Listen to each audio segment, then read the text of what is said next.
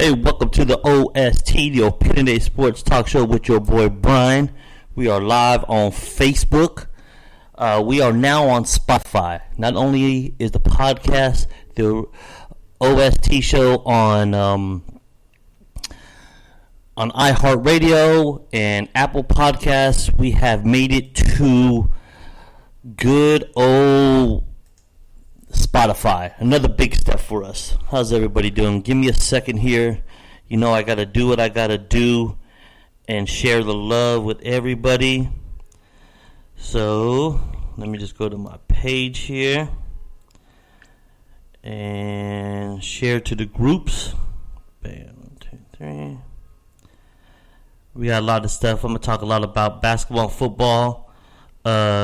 Everyone's talking about Tiger Woods. I'm going to tell you my opinion on Tiger Woods and can he win another major, stuff like that. But just give me one more second here as All right, we're good. All right, welcome to the OST, the Opinionated Sports Talk Show, debate, dispute, controversy with your boy Brian on this Monday, August 13th. How's everybody doing? The news right now, the thing in sports right now is Tiger Woods. He didn't win the major. He didn't win, but he played very well. Let me just say, I'm not a big. Let me rewind here. I'm not a golf fan. I don't really watch golf. I won't sit there and watch golf, but I'll pay attention to who's winning, who's losing, how certain people do, and so forth like that. But when Tiger Woods played, I was a little more interested in it. I really was. I was a little more into it because Tiger Woods is probably one of the most influential sports athletes to the game and to the youth that watch and play that game as time goes in history. I mean, there wasn't a lot of people that want to watch golf until Tiger. Golf to me was an older man sport. It was, Phil Nicholson and Chichi Rodriguez. You had a lot of older guys in their late 40s, early 50s playing golf, and it wasn't much to golf. John Daly, of course, but then Tiger Woods came in, started this whole new era of golf. The younger generation really got into it. He got into it. He was really good. Then he had a little bit of issues, with his personal life, But let me just get to his game. I'm getting too personal about him, and I think he's very influential on the sport of golf, I should say. I mean, the guy has really played remarkable throughout his career. He like I said, he influenced everybody. He didn't win the major. He lost, but let me say this: Tiger's 64 was the longest final round in his lowest. I'm getting a little ahead of myself here. 64 was his lowest final round in his 80th major championship game that he's ever played. So you think about that. 80 major championships he's played in. 80 of them. That's a lot. And the 64 was his lowest he shot. His score of 266 is his lowest in a 72-hole total in his career.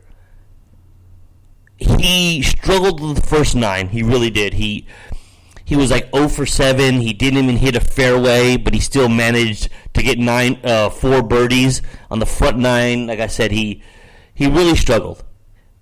But he was really impressive that on the back 9. That back 9 was really impressive. And he really showed what Tiger Woods can do, what Tiger Woods is all about. And do I think he'll win another major? I don't know. Like I said, I'm not in tune with golf, and I'm not going to sit here and pretend like I am. I know enough about golf, and I know enough about Tiger Woods, but I just don't know enough to say if he has what it takes to win another major. Now, he played very impressive. That back 9 that he played was where he shot a 64, and the front 9 was a horrible where he didn't even hit a fairway. He still managed to get 4 birdies without hitting a fairway. not hitting a fairway is major in golf. I mean, if you can't hit the fairway on he struggled from the tee on his drive shot, which is normally Tiger Woods' strength. He was able to, 275, 350 drives all the time. But what's impressive is his back nine, what he shot at that back nine, how he picked up his game. And he's come off multiple back surgery. He had a spinal fusion surgery, which I know from personal experience is one very grueling and difficult surgeries to come back from and to function normally. My wife had it a few years ago, and she still, to this day, 3 years later, still feels I wouldn't say pain, but the aftermath of it.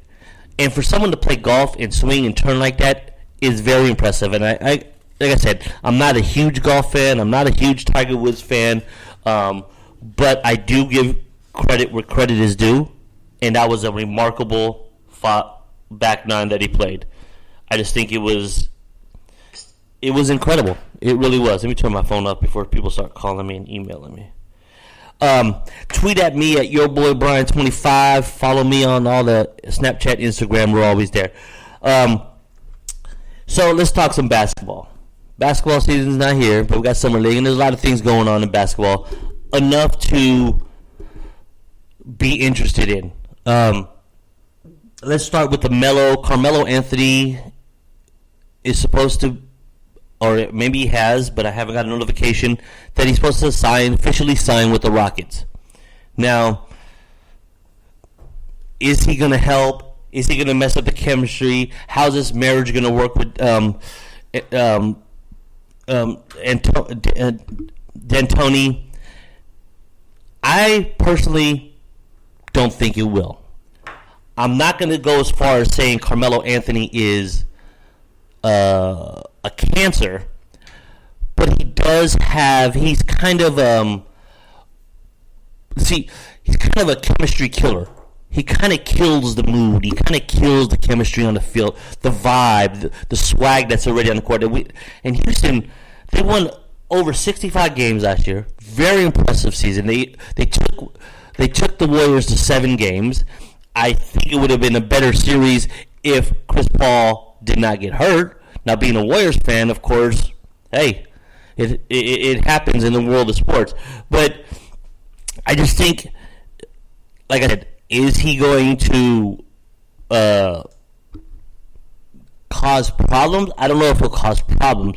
But what he is going to do, I'll tell you right now, is if he accepts this role off the bench, he can help this team. I just don't know if his personality and his history is going to mesh with, because first of all, he hasn't accepted the role to come off the bench. He hasn't officially said that I will play be the sixth man off the bench. But I just think the Rockets are taking a step back. They're a really great team last year. They were on the verge of beating the Warriors in the Western Conference Finals. But I don't think that. I think they may have taken a step back with Carmelo and losing Trevor Ariza. Losing Trevor Ariza is a big step, I think. What's up, Ruben? I think that Trevor Ariza leaving kind of hurt the Rockets' chemistry. If you know sports and you pay attention to sports, there's always not the best team always wins. Not a team that's stacked with best players or the most talented players or future Hall of Famers. Those don't always win games. You win games with chemistry, timely hits in baseball, timely shots in basketball, no turnovers, big plays on defense in football. That's how you win games. And that's how you win championships. It's not stacking the team. You could stack a team. There's some you could stack a team with a lot of talent, but welcome to the OST. What's going on here? I'm having a problem with the picture, it says. So I don't know. Is there a problem with the picture or not? Can you guys hear me still? Let's find out. Hold on, let me go to my page on my phone. Let's see what's going on. I don't know. I hope not. I hope there's no problem with the picture. I really don't, because I hate restarting this stuff.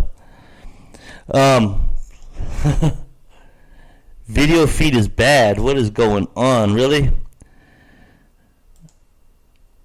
You know, these damn computers nowadays. I'm having technical difficulty, people on the podcast side. So, kind of bear with me here a second. Should I start over? I don't know.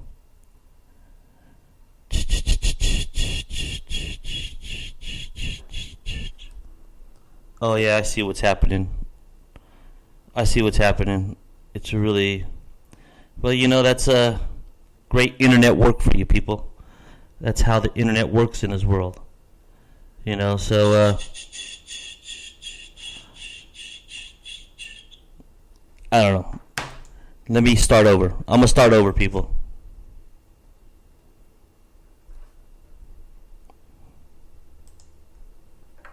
On the podcast side, I apologize. Hold on. I'm coming back.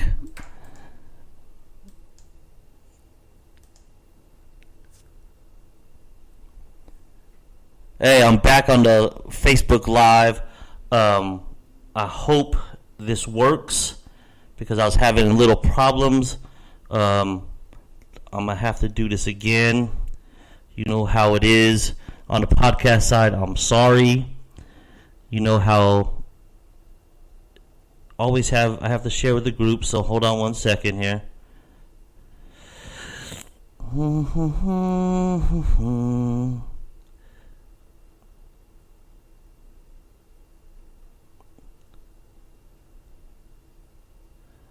NBA Star, NBA Legends. Okay.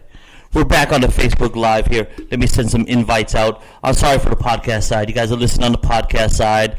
And I know it sucks that I am doing this, but it's hard to do multiple live feeds at one time. But I'm back on the Facebook Live, and I'm back on,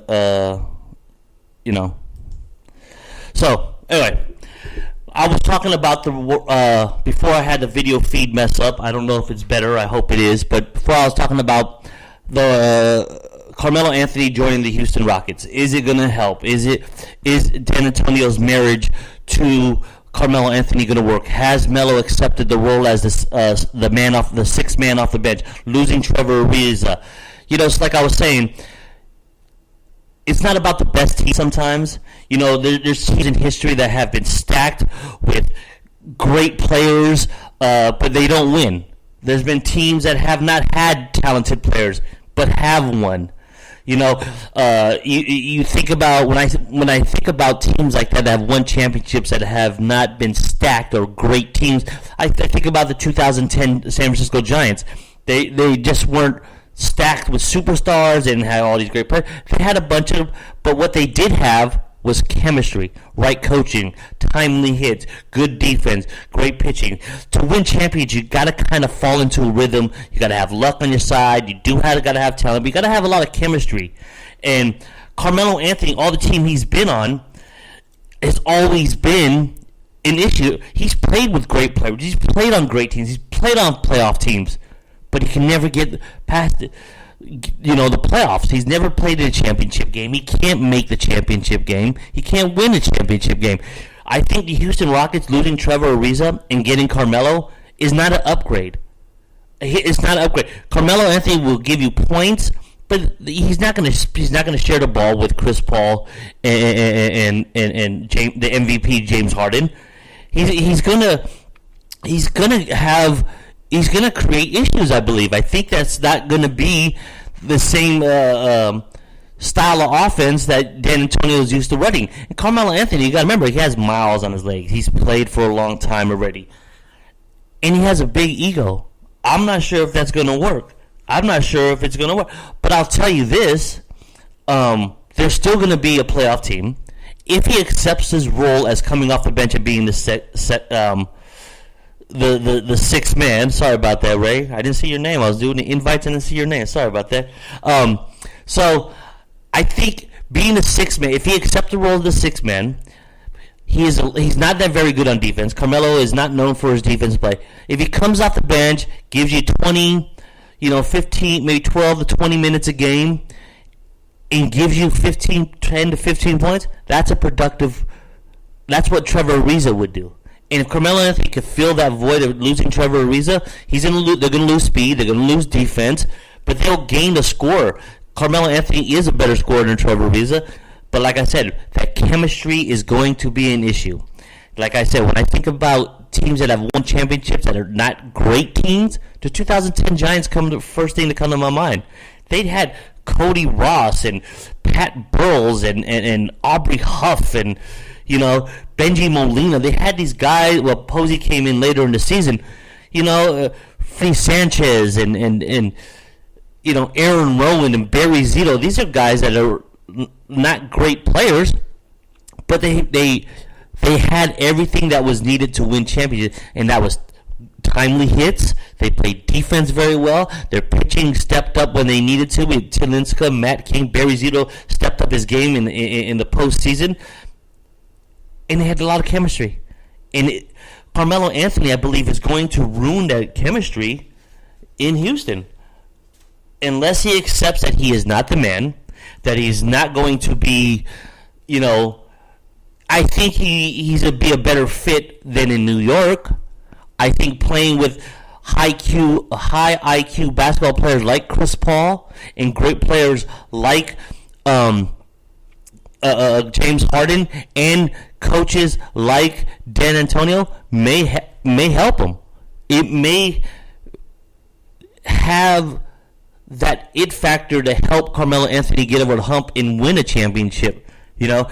I just don't see. I'm not a big Melo fan, as you can tell by the way I'm talking, kind of hating on the guy.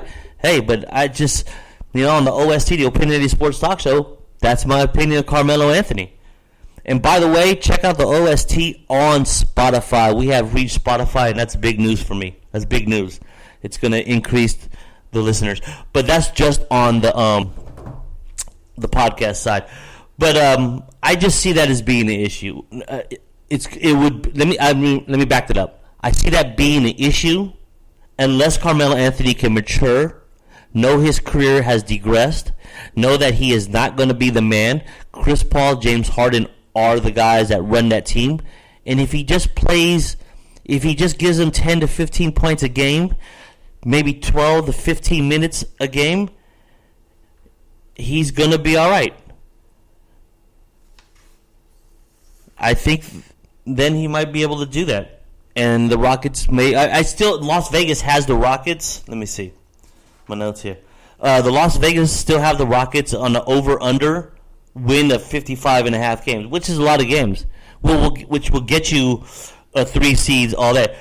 I'm going to talk about the Raiders in a few, Ruben, and how they're going to have a horrible season, brother. Their schedule don't fair. I'm going to talk about that. But I just think Melo has this issue with, he has an ego, I should say, and it's not going to, if he can control it, they'll be good over there in Houston. So, Kawhi Leonard has finally came out and said something. He finally said sorry. He didn't say sorry. He thanked he submitted a letter to San Antonio. He thanked the Spurs organization, his former teammates, Popovich, and the team's fans and all that. I'm not buying it. I think Kawhi Leonard has become an issue, maybe a little bit of a diva, I should say, and Brian Bailiff. That's funny. I just, as good as Kawhi Leonard is, I mean, what he did in San Antonio was, he appeared in 9 games for the Spurs in 2017 and 18. Last played January 13th, before sitting the rest of the season for a quad injury. Now, he was medically cleared to play. He could have played, but he had an issue that no one really has talked about.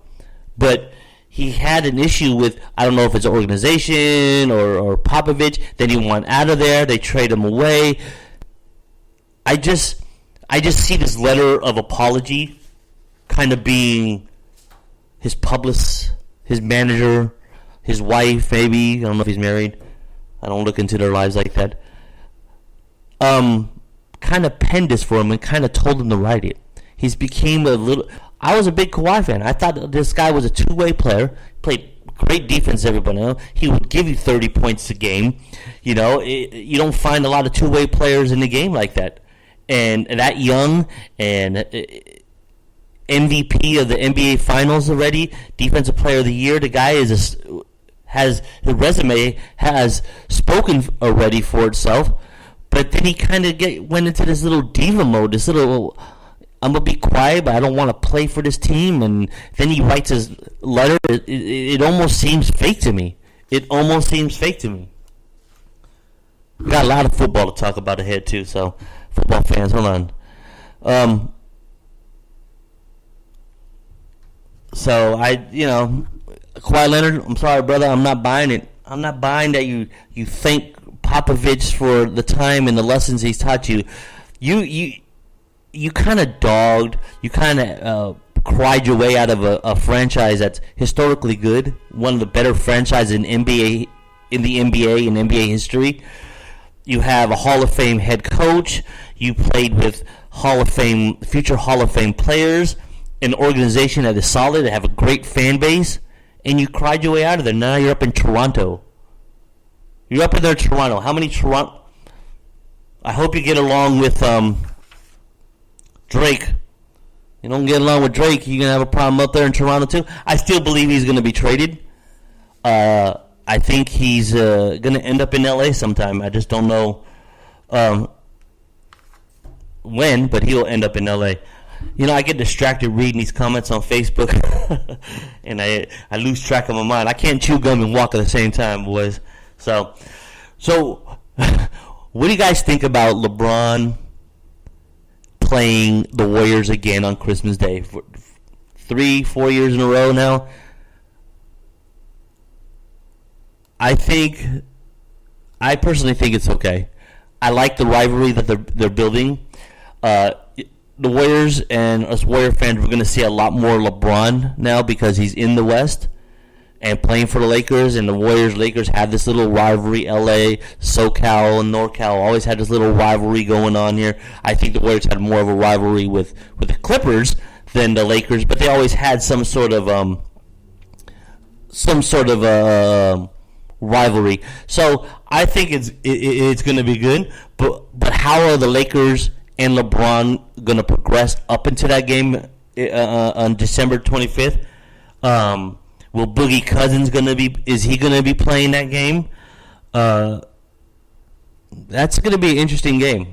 Just due to the fact that LeBron can carry a team and he's in the West now. I think the Warriors absolutely destroy him, especially if Boogie Cousins playing, and they've only played for a few months, and the chemistry of LeBron and this young Laker team. And they signed a lot of people like JaVale McGee and others I cannot think about that kind of Nance,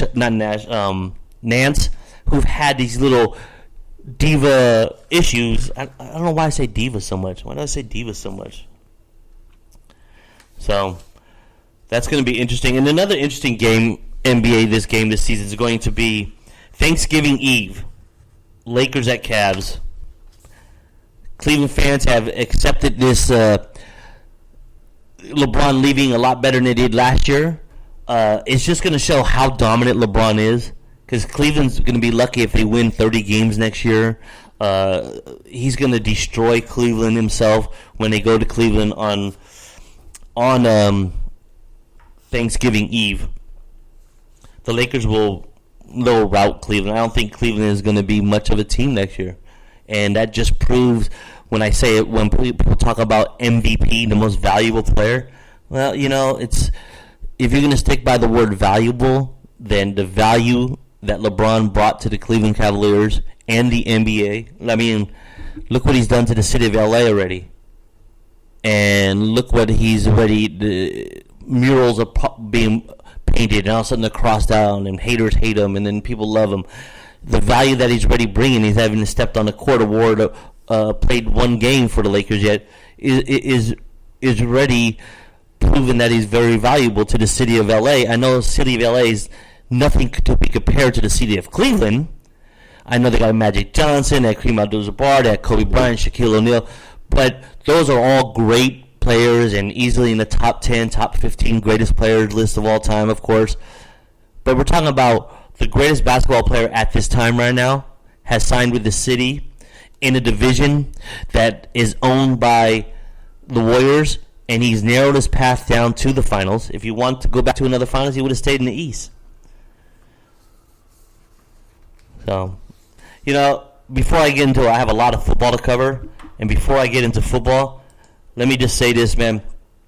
I cannot explain or I cannot let listeners know how much I cannot stand Major League Baseball's Hall of Fame.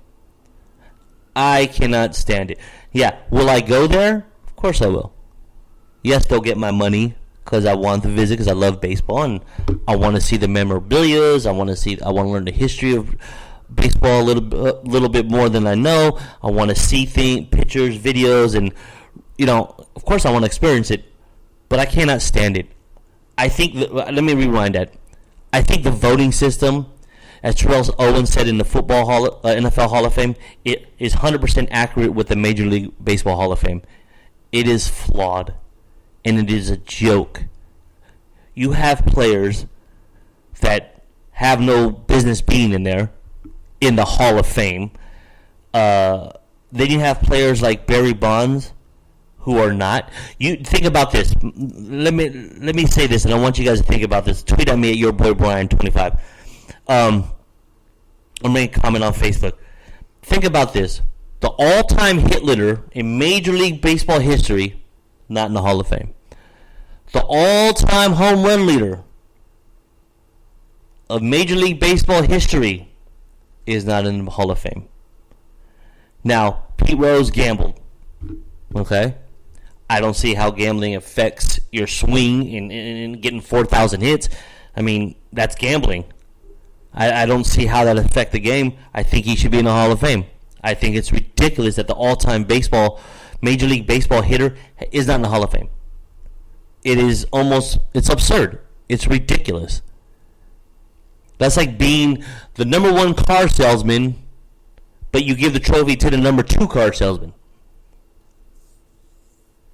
And the all-time home run leader, and intentional walk leader, and his greatest players Barry Bonds is not in the Hall of Fame. Oh, wait, hold on, Brian.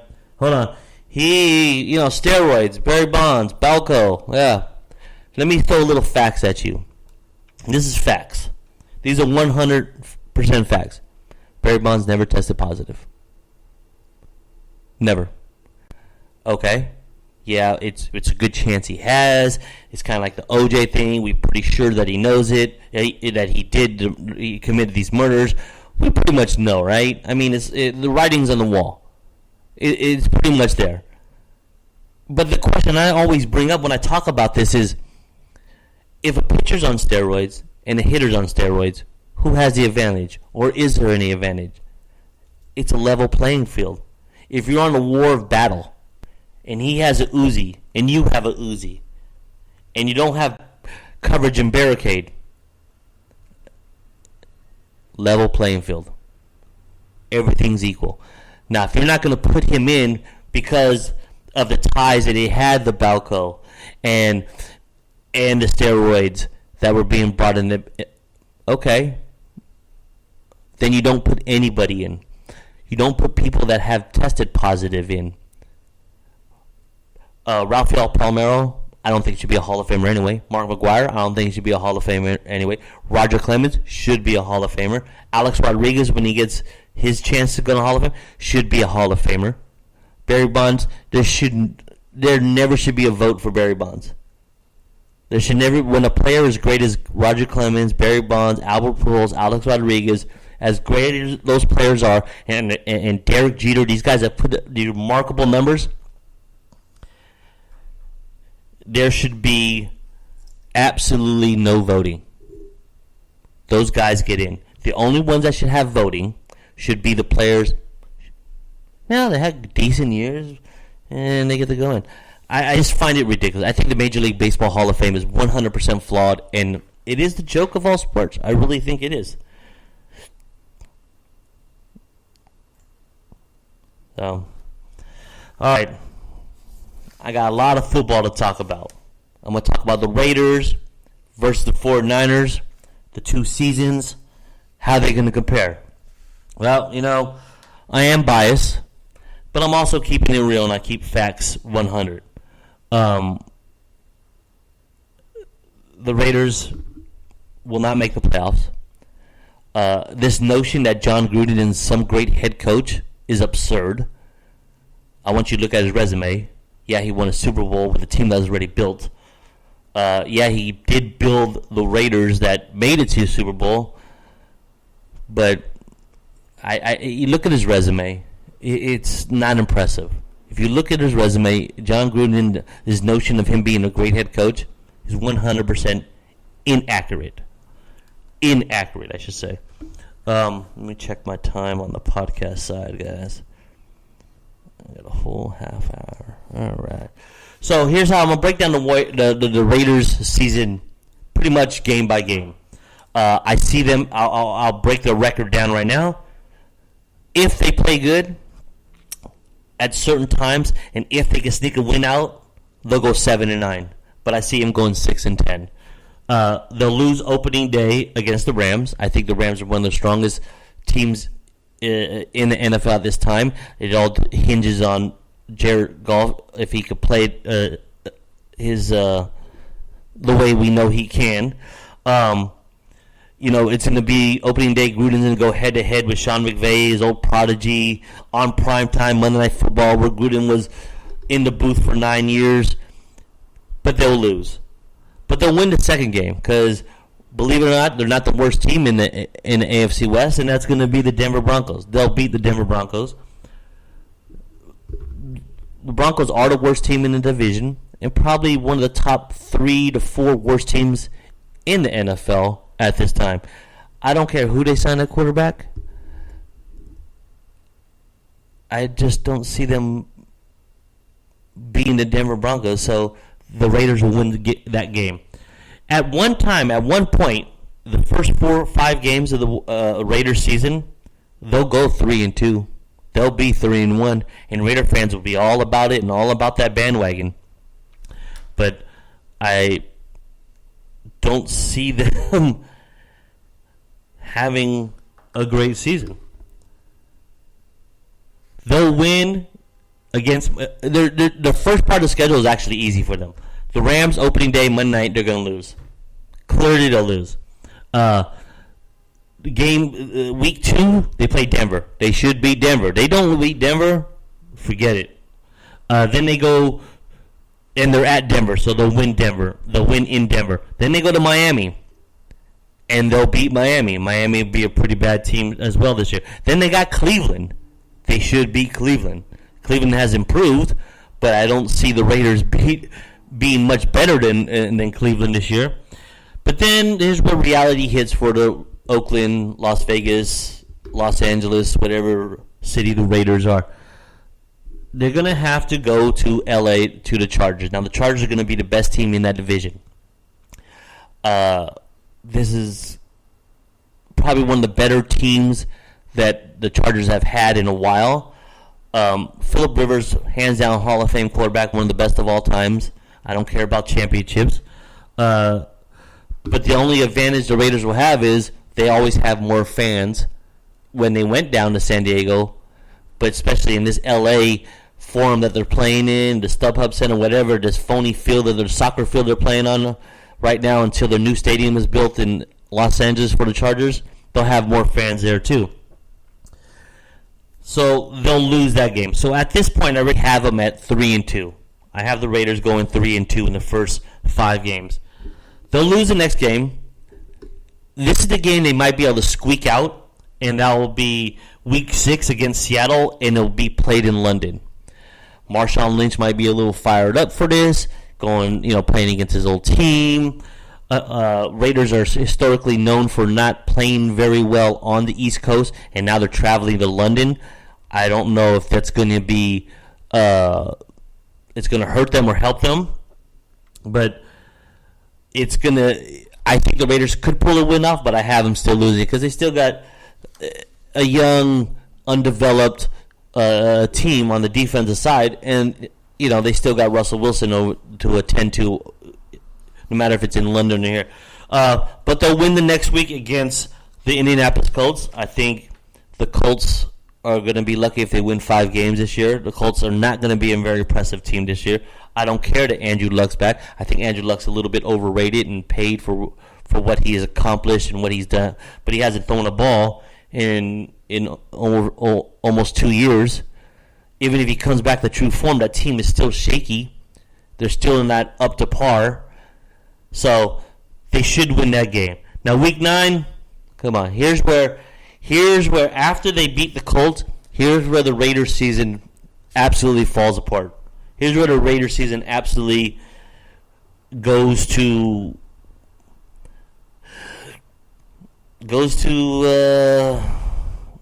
hell? Is that how you should say it? I'm looking at my screen here. What do we got here? And the Raiders come to San Francisco. Raiders are not a strong team this year. 49ers have a lot of hopes, but they looked good. Last 5 games of last year with Jimmy Garoppolo, the preseason game against Dallas, Garoppolo looked legit. That's always a question. Oh, you don't know how Garoppolo is. And you're right. But he did beat 3 playoff teams last year. He did beat teams that went into the postseason last year as a starter for the 49ers. So whatever excuse you say, they'll lose that game. It's a Thursday night game. You're going to have 2 young quarterbacks, Derek Carr and Jimmy Garoppolo, going against each other.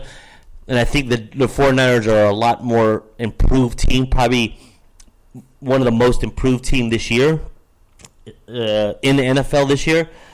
Well, on paper as of right now, but you never know what's going to happen. But I see them losing that game. I see the Raiders losing the next after the 49er game. The Chargers will come into town. They'll lose that one too.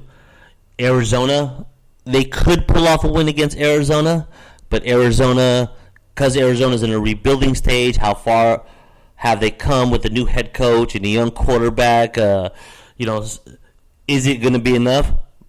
They could pull that win off, but I still have them losing. I have them losing against Baltimore, at Baltimore. Crabtree is going to have a chip on his shoulder, and he has something to prove to the Oakland Raiders organization, and he seems to thrive off that. Then they come back home against Kansas City, which would be another loss. Then they have Pittsburgh to come to town. I see that as a blowout. And here's where they're going to have 2 more wins. They'll beat Cincinnati, and they'll beat Denver. But the last game of the season is against Kansas City. So I have them going 6-10 with a possible 7-9 if they squeeze a win out. Now, compared to the 49ers, of course, I'm biased, and I'll tell you right now, the 49ers are going 10-6, 11-5. If Garoppolo plays like he can, and Shanahan can get this offense rolling like he has in Atlanta and other organizations, the only game that I cannot predict this time is going to be opening day against Minnesota. Are they going to fare well against Minnesota? But the next week, they'll beat the Detroit Lions at home. I feel they can beat Kansas City earlier in the season. They'll beat the Kansas City Chiefs at this time. Just because they haven't, Patrick Mahomes will be the starting quarterback, and it's only going to be a second game of the season. He's not quite ready. And I think the front four, the 49er defense will give him a little problems. I don't think Kansas City did enough to bolster the offensive line. So they'll beat the Lions. I like Matthew Stafford. I like the Lions organization. I think they've always had, every year I always pick them. Like, this is a sleeper team. I'm not going to do that this year. You're going to have 2 of the highest paid quarterbacks going in that game, by the way, Stafford and Garoppolo. But I think the 49ers will win that game. They'll beat Kansas City next week. 49ers will probably lose against the Chargers the following week. I'm gonna speed through this a little bit. They'll week 5. They've had problems with the Arizona Cardinals over the years, but it's the same Arizona Cardinals team that they've had, and they have so many changes out there in the desert. New head coach. We're not sure who's going to be the starting quarterback at this time. I guess we'll have to see and wait, but I see the 49ers beating that one. Now they'll lose the following week at Green Bay, October 15th. I don't think they're that far along to beat a team like Green Bay and Aaron Rodgers. They'll beat the Rams the first game out, I believe. It will be at home. They almost beat them last year with a very minimal team and no Garoppolo. I see them winning the first meeting with them, and then they come back. Then they go down to Arizona, and they'll beat Arizona. They'll beat the Raiders. They'll beat the Giants. I see them beating the Giants, even though the Giants are a lot better team, and Saquon Barkley over there is a good running back. We'll see how that works out. Now, here's another iffy game. Is in Week 13. Richard Sherman, Seattle. Can they beat Seattle in Seattle, which they haven't done? The 49ers haven't beat Seattle in the past 9 attempts. Even though Seattle's on the decline, I still think Seattle might win that one. But we'll beat Seattle December 16th here in San Francisco.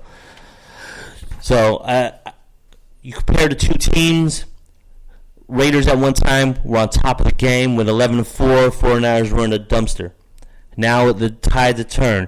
And it's pretty much, it's kind of weird how quickly it's changed. At one time I was talking Derek Carr he was having votes for MVP and how good he was. But then he started, then the next season he struggled. All those close games he won the previous year, now they were losing. Bruce Irving, Michael Crabtree, the key players on that team were gone. They bring in Jordan Nelson. Is he going to fill that void? Is he better than Michael Crabtree? Or was he a product of Aaron Rodgers in the Green Bay system? We'll have to just wait and see. So I think the Raiders are I think Marshawn Lynch in his second year in training camp and it's preseason, it might give him a little bit more of an offensive side, and it might help Derek Carr and his young receiving core. So, how much time we got left? Let me go to my podcast side here. All right.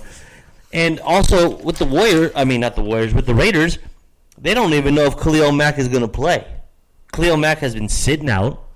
He didn't show up to the Raiders-Lions preseason game, and he was fined almost $1 million, $814,000. Now, if that's not making a statement, if not being fined for $800,000, and you're still not going to play, I think you're making a pretty good statement that you're not going to play for the Raiders. They're losing one of their franchise players, I believe. I think they did him dirty. That's my opinion. I think they did Khalil Mack dirty. The guy was a defensive player of the year in 2015. He has 40.5 career sacks. He's on the last year of his rookie contract where he's due $13.8 million. Now the Oakland Raiders, they could slap a franchise tag on the guy, and with the franchise tag, he's going to make $17 million. But when I say I think they did him dirty, is because they went and signed. Let me read my list here.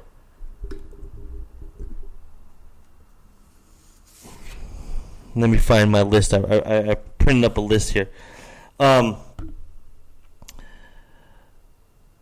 They've already signed Derek Carr, right guard Derek Jackson, and free agent receiver Seth Roberts. Now, Derek Carr and Gabe Jackson, were all in his class. They were all drafted the same year almost. So why are these guys getting contracts? Okay, Derek Carr, I kind of understand you're a quarterback. You're the franchise of the team. But when you don't sign Defensive Player of the Year, a player with 40.5 sacks, it just shows a little bit of disrespect. McKenzie, Gruden, you got to pay Khalil Mack. He's one of the better he's probably one of the best in the top 7, top 8 edge rushers in the NFL right now, and you're not going to pay him. You're going to let him go. You're going to trade him. I know money is an issue with the Raiders right now. They only have, $2.26 million in cap space this year, but they could backload his contract and save money on the cap this year or next year. They could backload it. They can give him a 4 or 5 year deal and loaded mainly in his last 3 years of the contract, where when they make that move to Vegas, Khalil Mack actually make more money because of the fact the taxes are a lot different than here in California. So I think not signing Khalil Mack is a little bit disrespectful. I think it's a little bit of a slap in the face. You sign, maybe it went sour when he signed classmates like Derek Carr, right guard Gabe Jackson, and undrafted free agent receiver in Seth Roberts to all extensions last summer. But your best defensive player, the core of that defense, and you don't give him an extension. You got to give him the extension. I know the Raiders are probably, I don't want to use a negative term, but they're one of the poorest teams in the NFL when it comes to the salary cap. Until they make that move with 65,000 seats over in Las Vegas, they'll get. But Derek Carr has a $125 million contract. Jackson has a $55 million contract, and Roberts has a $12 million contract. Khalil, he's going to make $13.8 this year. They slap a franchise, he'll make $17. It's just the Raiders are not making the right judgment calls right now. I just feel like defense to me, okay, I understand signing Carr. You always build your team from the in-out, I believe. You get your quarterback, you get your general manager, you get your head coach, and you get your quarterback. You build from the in-out, and I agree with the Derek Carr. I don't know if he was worth all that money, but the 49ers did the same thing with Garoppolo, and Detroit did the same thing with Stafford, is signing, giving this, and then the Colts did it with Andrew Luck. Let these guys prove themselves before you give them these huge contracts. I just think, can they trade them? Yeah. But would that be foolish? Unless someone's dangling, teasing a couple of first-round picks for you, $8 million in cash, hint, hint, Tampa Bay. So I think the Raiders kind of painted themselves in a corner, I should say, kind of put themselves backs against the wall with the extensions of Derek Carr and Jackson, Roberts, not to mention the contract that was given to, how do you say his name, Khalid, who was $10.5 million cap number for 2018, right tackle, $3.5 million, and Rodney Hudson for $2.78 million. Raiders have less than $2.3 million on the cap space now, but they're estimated to have more than $45 in 2019. So you cannot let that go. You cannot let that go for that defensive player that means a lot, and it's just he's the anchor of that defense. He is the backbone of that defense. He's been there since he's been there since he's drafted. So they're doing Khalil a little dirty there. He's one of the top edge rushers in the game. He made NFL history by getting what was the stat that it had on him? Let me bring my notes. NFL history for being named first team All-Pro at 2 positions in the same season. Pretty impressive. What was your question there? How much did they pay the 49ers pay Richard Sherman? Sherman's deal was initially reported a three-year worth almost $40 million, like 39, 15, I believe it says. It's worth about, but I think he settled on $27 million for the next 3 years, which Sherman is proven that he's good, and I'm not a big Sherman fan. I think he did this intentionally just to get back to Seattle, but not paying Khalil Mack, Pro Bowler, Defensive Player of the Year, being named all first team on 2 different positions. Young as he is, one of the better edge rushers in the game, and Raiders have lacked at the pass rush and as well as the run defense in the last few years. So you got to get him.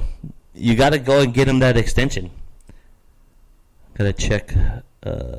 Wow, I don't even know if I have time to go through the NFC. I was going to talk about the NFC and the AFC South. I'll go through the AFC real quick here. I think Khalil Mack should be signed. You got Derek Carr on your offense. He's the face of the team. He's your franchise quarterback. You paid him. Now you pay the face of that defense, and you pay a former defensive player of the year, and who is young as Khalil Mack, and who's good as he is, who is not digressed in any way. He did have his lowest sacks of his career last year, but when you don't have, this is what teamwork. When you talk about teamwork, it comes into the factor. Even at a position player, you need teamwork. With no other pass rusher or edge rusher or nose tackle, which the Raiders lack at, you don't. You just get double team. You get triple team. You get the back. They hit you on the way out of on the rollout. He's getting double teamed everywhere now because there's nobody else threatening on that Raiders defensive line. So I got about 10 minutes. Let's speed through. Let's speed through the AFC South picks that I made and predictions. I don't know if I have time to go through the NFC, but I think the top teams in that division are going to be. I think Jacksonville is a strong team, but it's all going to depend on the quarterback position, Blake Bortles. I think this is going to be Blake Bortles' last year of testing him. Is he going to be able to perform with this team that he has? I think Jacksonville's back 7 might be one of the stronger ones in the NFL, with Telvin Smith holding down at the linebacker position. You got, Jalen Ramsey becoming one of the best corners in the game. I think the Jacksonville can do that, win that division. They went and got another offensive lineman. They went and signed guard Andrew Norwell. Even though that offensive line is already strong as it was, they went and helped it. They bolstered it and made it a lot better this year. But their season is going to depend on Blake Bortles, I believe. I think week 2 will be a big factor for them if they can beat New England. They won't win the AFC title, of course, but it will show that the 2017 wasn't a fluke, and everyone can believe in Jacksonville, and I just see that happening. The second best team in that division is going to be the Houston Texans. I think the Texans will go 10-6. The Texans have won 9 games, at least 9 games in the last 4 seasons under Bill O'Brien. With quarterbacks like Ryan Fitzpatrick, Brock Osweiler, and Brian Hoyer, and now you got Deshaun Watson coming back from an injury, who is better than all 3 of those guys combined. So yeah, I see them winning 10 games this year. DeAndre Hopkins kind of stepped out of his element last year and he's made a statement that he's one of the top receivers in the game. So I see Houston going 10-6. They get what's his name back? I can't. Why am I blanking out his name? The defensive guy. I cannot think of his name. So I see them going 10-6. Now here's where a pivotal game for them will be Week 12. I think it's going to be a very important game for Houston. It will be against Tennessee. These teams split last season, the series, but Texas won a game 57-14. So 57-14, I should say. You got Mariota versus Blake Bortles. How's that going to work? Speaking of Tennessee, I see them going 8-8 maybe if they hold on. Like I said, the big game will be against Jacksonville. Can they hold on to that? J.J. Watt, that's the name. Thanks, Ramses. I don't know why I went blank on that guy's name. J.J. Watt. They get him back, and they also signed a safety from They also signed the safety, the defensive back from Arizona. So what's his name? Trey Matthew. The defense has always been good. They got a better quarterback. They've won 9 games with Fitzpatrick, Osweiler, and Hoyer. Why wouldn't you think they'll win 10, 11 games with Deshaun Watson? So that'd be good. The Colts are going to be the bottom of the barrel this year. 4-12. I mean, I don't care if Andrew Luck is back. I don't care. They're just not ready. Even with a great quarterback, I don't think he's a great quarterback. I think that Andrew Luck is a little bit overrated. He kind of, when his first few seasons he came to the league, he went to the playoffs and all that stuff, yes, but I think that was product of the team and the organization at the time, and the organization and that team since then has digressed and has failed Andrew Luck. The offensive line is real shaky. They have no running game. I know they got Frank Gore over there, but Frank Gore is an aging Frank Gore, has miles on those legs. I don't know if he's going to be able to give him a 1,200-yard, 1,000-yard rushing season. So, and that defense, the Indianapolis defense is probably going to be one of the worst in the NFL. So Andrew Luck can throw 3 touchdowns and throw for 350 yards, but that team is just going to give up so many points, and it's going to be hard for him coming back, not throwing the football for over 2 years almost. Is he going to be the same? They gave him this huge contract. Is he going to live up to it? I just don't see it happen. Let me check my podcast side here. Okay, I got a couple minutes here. So, I see Jacksonville and Houston fighting for the top of that division in the AFC South. I just think it all hinges on Blake Bortles. This is going to be the year that makes or break Blake Bortles. I don't know if Gore was let go. I'll have to check up on that. They still don't have a running game. They better not let go Frank Gore because it was the only running game they've had. This is the most incomplete team, and with a solid quarterback. And Andrew Luck, to me, I'll talk about this and I'll be glad to debate it. I think he's a little bit overrated. If you put up his numbers, his first 4 years numbers to someone that his first 4 years of Alex Smith numbers, and you're going to see that They're very comparable. He didn't dominate the league. He didn't come into the league and just throw for all these, yards and touchdowns. The organization, the offensive coordinator, the offensive line, they had Jeff Saturday still, was a lot better, a lot stronger back then than it is now. That team has really digressed since Peyton Manning departure. Saturday gone. You got no Marvin Harris.